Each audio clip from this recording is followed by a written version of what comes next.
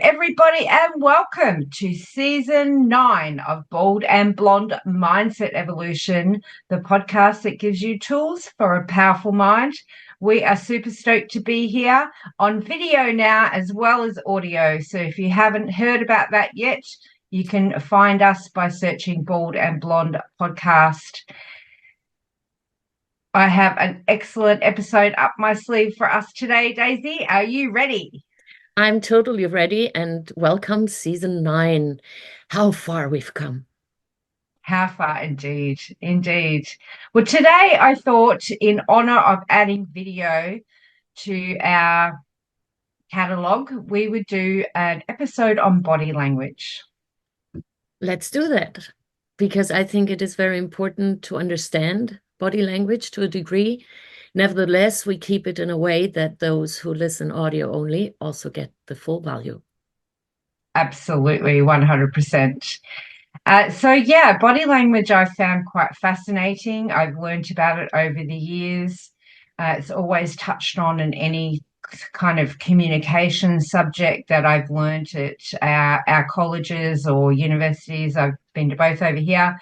And so they sort of give you the basics and, so you can use them to help, I guess, give you visual cues on how somebody is reacting or how they're feeling.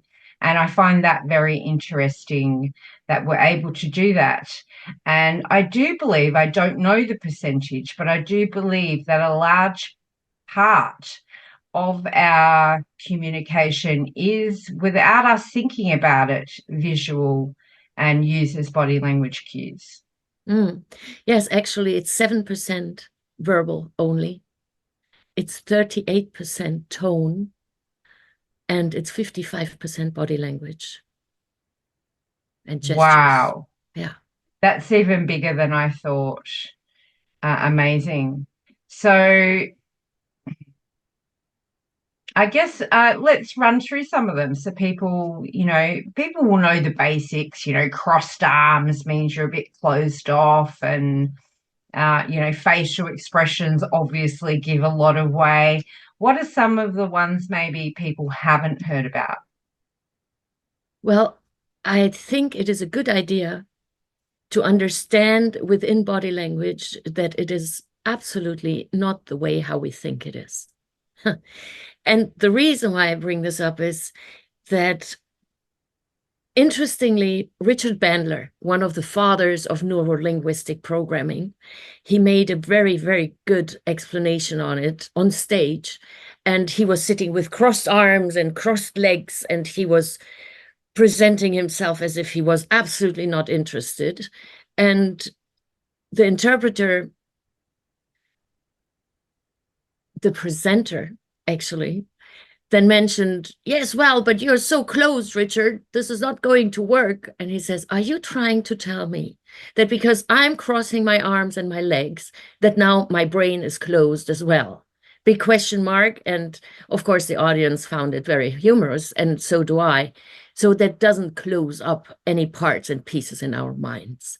It is just maybe sharing that, okay, this is more comfortable for me to sit like that. I crisscross my legs very, very often. Even now that I'm sitting, I have my legs crossed. Does that mean I'm not open for a conversation with you? Absolutely not. It takes much more for me not being open to a conversation with you. And then there are the great players. They can show you that they're so interested and so intrigued in what you're saying, just to lead you or mislead you. So I do not think that it is so important in this regard. What can it mean? Of course, there are big studies out what certain body languages may or may not mean. I think it is much more important for us as a hint how we communicate nowadays most often.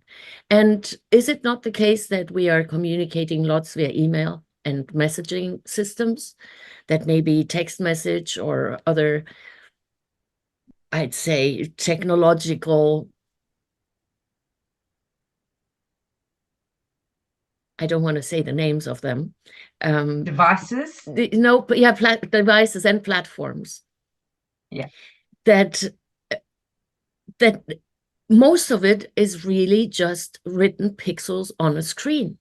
And then we give meaning to it, and the miscommunication increases just absolutely exponentially. Therefore, I suggest at least send one another voice messages, because in the tone, there's so much information in it.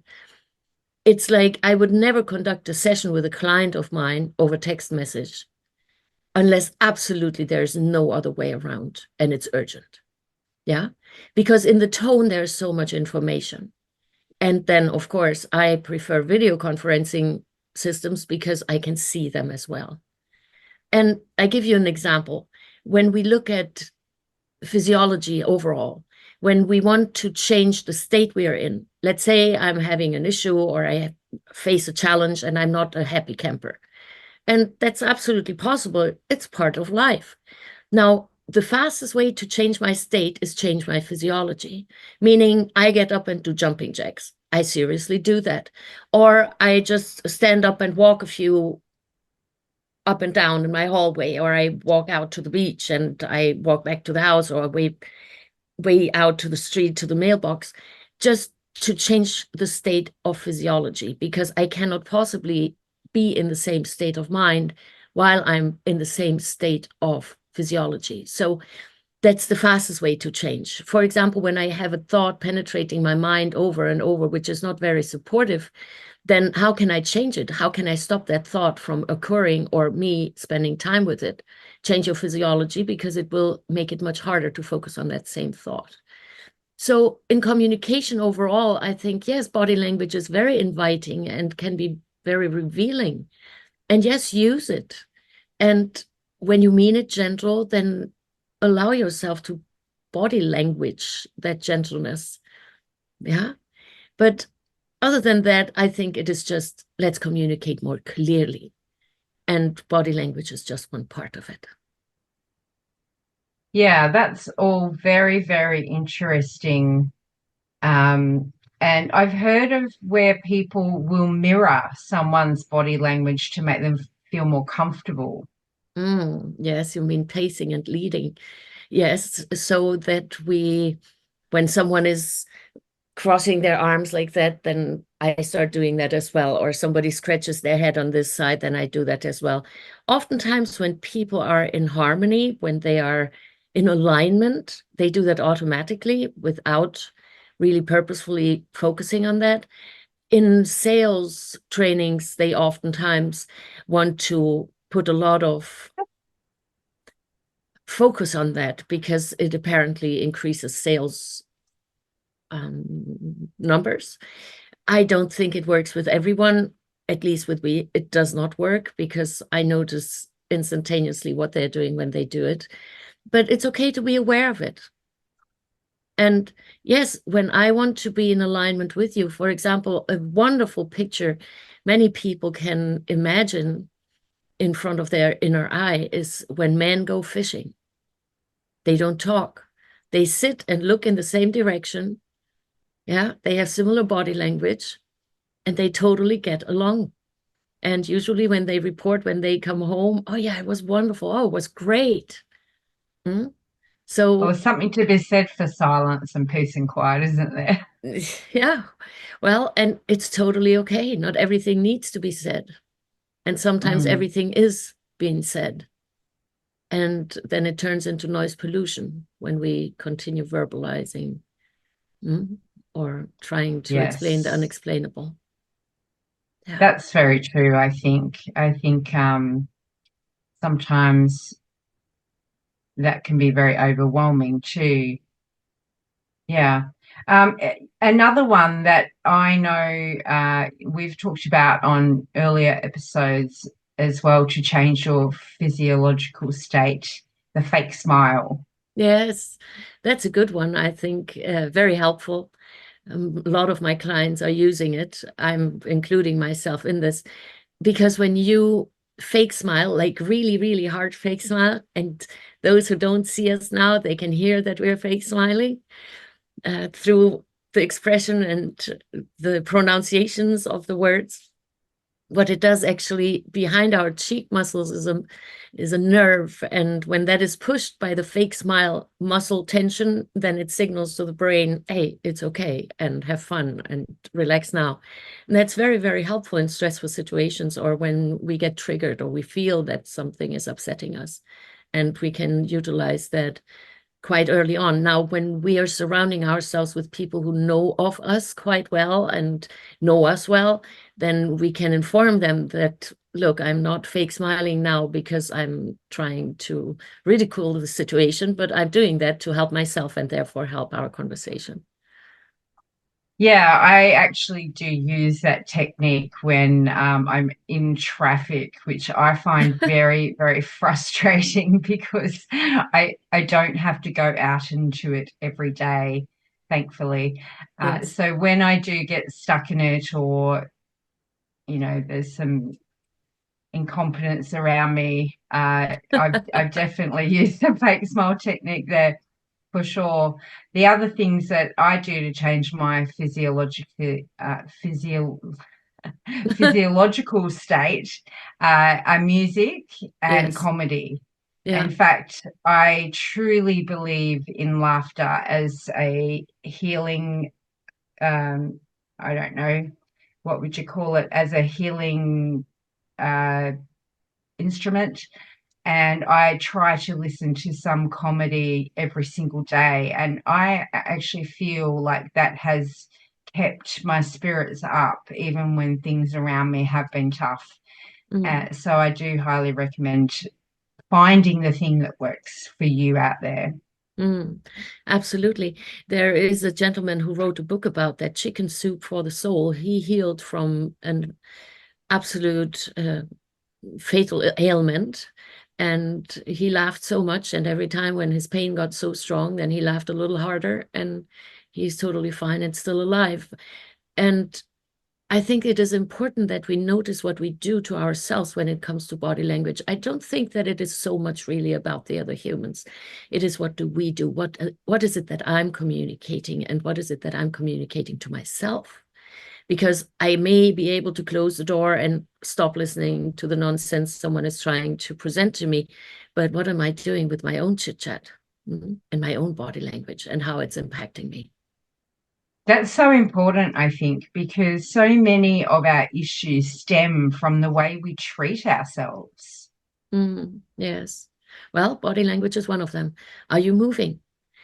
I'm bound to sit a lot. Why? Because I work with clients over video conferencing systems. And in the meantime, between sessions, when I only have 5 or 10 minutes, I start moving. I do extraordinary quick exercises so that I'm giving my body some other physiological states so that I can keep my mind actually quite bright and oxygenated. Very important, right?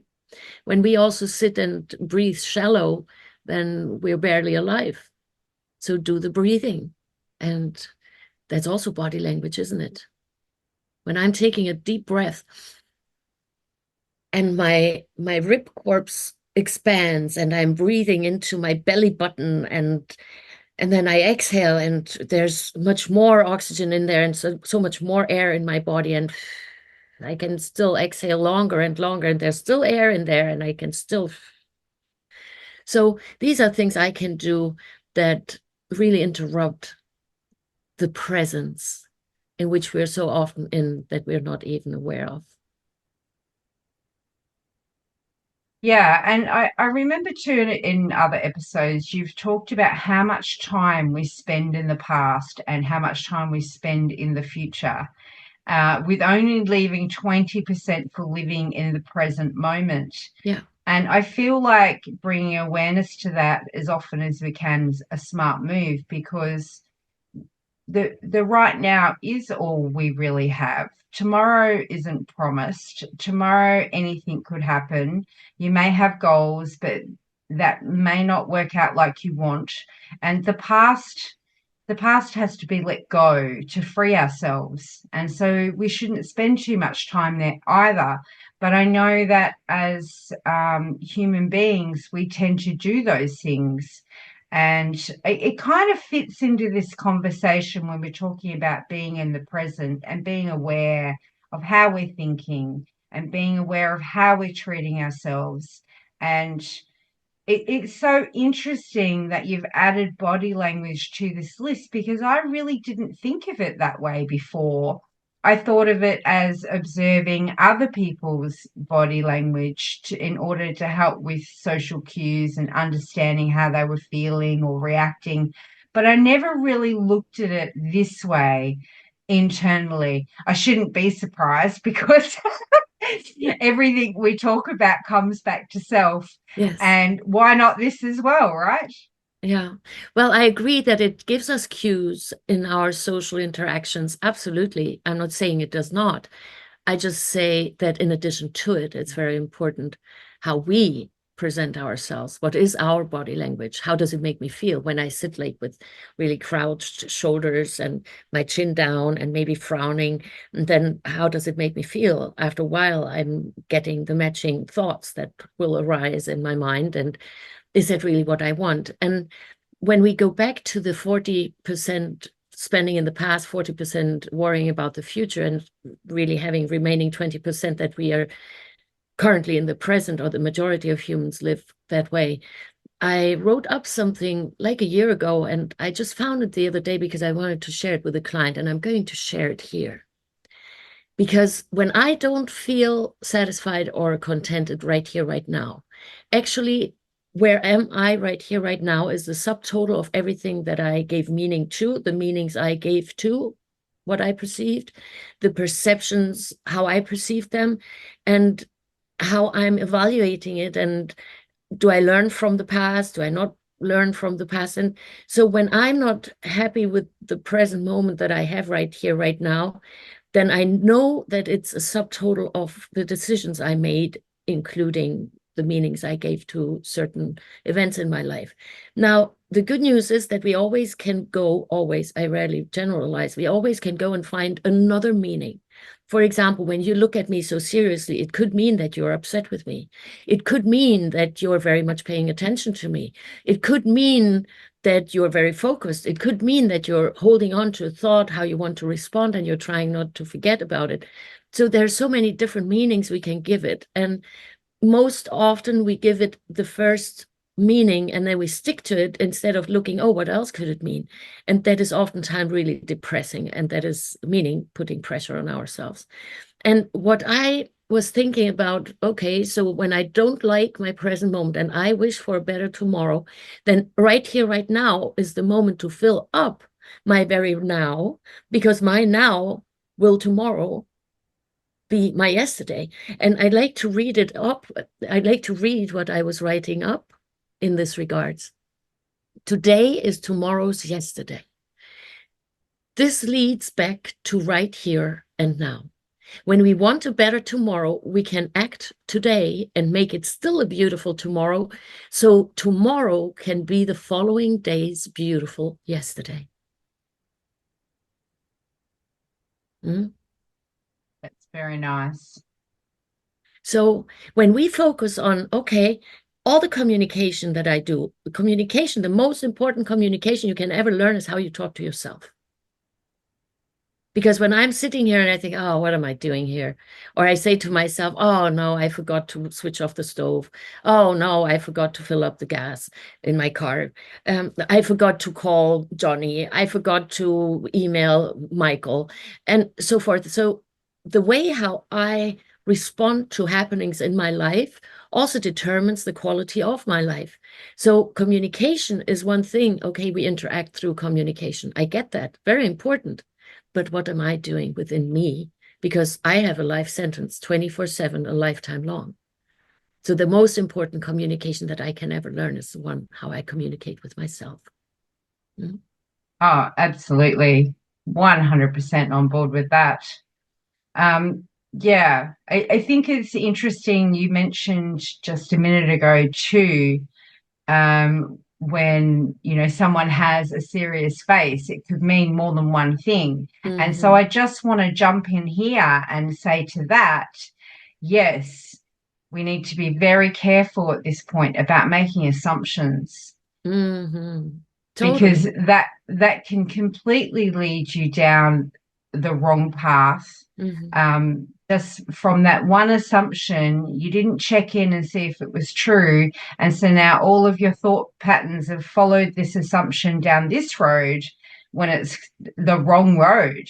So Mm. I think that that's a danger point too, and one we need to be aware of. If we are going to use body language in our processes of understanding others around us, we should also be very careful to not make assumptions about that, because one thing could mean several things. In fact, just a minute ago when you said it, my face was so serious because I was listening Uh-huh. intently to what you were saying. But I may have the same serious face if I am thinking of something I want to say to that, or something you said rarely happens, might have triggered me and Yeah, I've it's possible. reacted to it, or, so a serious face can mean a multitude of things. And so I just wanted to jump in with that awareness that we're not making assumptions as well, because that's a dangerous path in Mm. terms of miscommunication and not understanding each other properly. So that's interesting in that body language can be also taken the wrong way Totally. if you do make those assumptions. I think one of the most important ones is tone, and we got brought up with the mantra, it's not what you say, it's how you say it. Mm-hmm. And when you look at the percentages, 38% being tone, you can really see why they would say that to us. It's such an important part of our communication, is the way our voice sounds to others. And I've got a tiny story here. I remember, I don't even know if it was 2 years ago or 4 years ago, but I remember calling my son and talking to him, and him saying, "Are you okay? You sound upset." And he got that from my tone of voice over the phone. In fact, I wasn't upset. I was just very distracted because I was under a lot of pressure. I had deadlines. I had to speak to him about something quickly. But he heard in my tone something different. And so I thought that that was interesting, and I'd throw that out here too. Well, smart man that he asked, hey, you sound stressed. Are you stressed? So checking in with the other. And when you say not making assumptions, I think another big trap is projecting. Mm, I have a dear friend of mine, and he's an older gentleman, and he's exaggerating at times because he's a storyteller and he's very good at telling his stories. And sometime maybe 2 years ago, I called him and he said, yeah, I had a day of hell. And I said, oh my goodness, that must be horrible. That must be terrifying. Why? Because for me to say something like this, I would really think about, oh my gosh, what all must have happened in alignment or misalignment in my life to make a statement like that. But for him, it was just a cute expression that he wanted to get attention and wanted to get my attention to listen to his story and what happened to him. It was nothing really life threatening, although it sounded as such. So when we interpret what we see or what we hear based on what it means to us, when we would utilize that expression either in voice or in words, choice of words, or in the body language, does not equal the other person's expression and experience. Therefore, ask questions instead. Mm? And when I see that something's in your body language that may not fit into the context of our conversation, then I can ask, what did you hear me say? What does that mean to mm, you? Asking questions. mm. And the same comes to self. So when I'm sitting like this and I look maybe a little bored, and maybe I am a little bored, and I feel bored and I don't like being bored, well, then change my body language. Mm?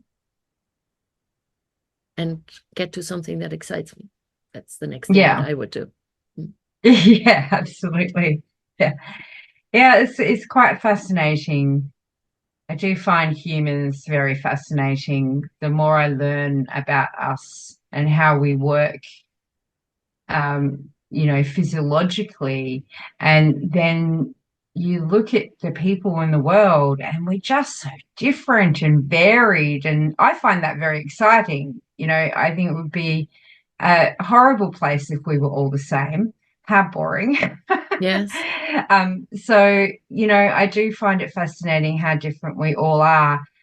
But, that reminds me as well that we are all different, and to never think that people will think like you or Yeah. act like you in the same circumstances. And I think that that's a trap that some people fall into, where they think, oh, well, I would do this, that means they would do that too. And it's just Mm. not the case. And I think that that's something that we all do need to be aware of too, that we are really different. I mean, we're all the sum of our own individual experiences. And so, how could we possibly be the same? I believe even twins would be different, because Yes. even though they're physically the same and perhaps have been brought up the same in the same environment, the nature of us is that we are all very individual.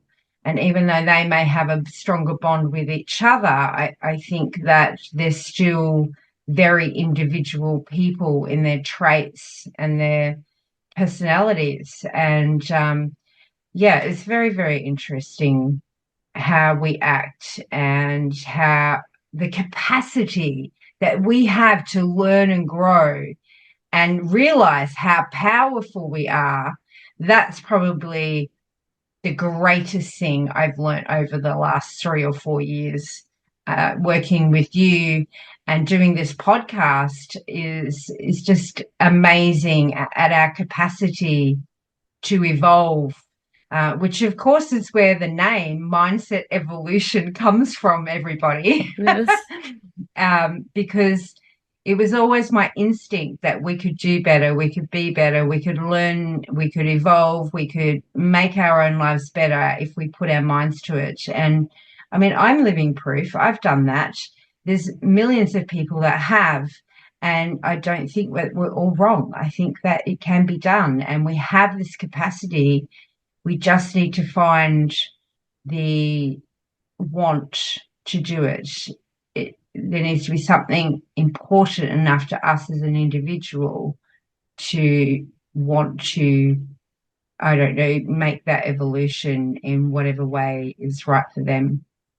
Well, we evolve either way. The question is in which direction. And when we put our mind to it, then we can evolve in a better way towards a better life. And when we just evolve and become more and more couch potato in our mind, and just allow our minds to continue going to the same direction because we've always went into the same thinking patterns, and I've been like this all my life, I'm not going to change, then that's also evolution, but not in the direction that will bring change. And I do believe that everyone has the desire to a degree for better life.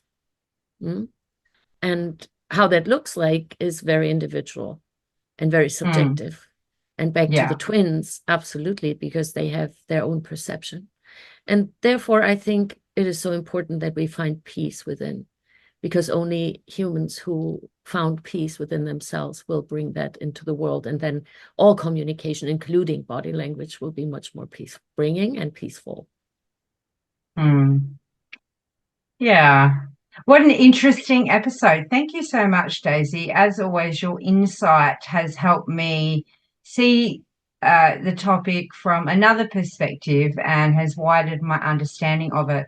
And I'm quite sure that it's done that for our listeners and our video viewers as well. So, once again, welcome to the video channel. If you've found us, we're really, really excited about bringing our faces to you, and we'll be doing lots of stuff. So go down to the episode link. If you're listening on audio, we'll have a link there to our video channel, and come and say hi. We will be doing different things. We will be doing some lives. We've got an absolute amazing show that we have done in bits and pieces over the last 4 years called Salon Talk, which is really saved for the controversial topics of today. And so we will be finally bringing that to you on our video channel as well. And we're really excited about that. So look out for that. We'll always link it in our episodes, and we'll always talk about it on socials where you see us. So make sure you come over to the video channel and see our beautiful faces. We're super stoked to have this for you. That's it for us this episode. Welcome to season 9. Let's go. We've got lots to learn and lots of growing to do. It's a new year. I'm really excited about this year. So bring it on. Any final words for our listeners, Daisy? Smile more often. It's contagious. Oh, I love that. It certainly is. It certainly is. Okay, that's it from us today. We'll be back next week with another episode. As always, we are Bold and Blonde. Mindset Evolution. Talk to you next time.